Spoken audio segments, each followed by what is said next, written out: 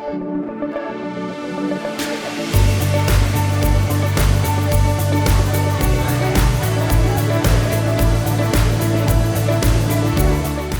our event today was an open house for community members, alumni, board of trustees, to be able to see what our campus looks like with our new additions to the PA labs, to the nursing labs, and our classrooms.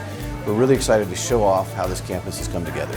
It's really rewarding to celebrate the hard work that's been put in by so many people in our staff and our faculty and our various leaders to be able to create this facility for our students.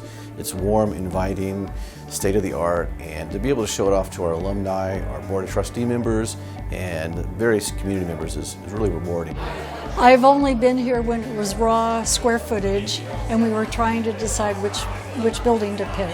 Coming here and seeing this in action, I'm just amazed by the positivity and the feeling that this is something really goes to the heart of Ottawa University, serving people. And I think this is a great benefit for our entire country, especially this region.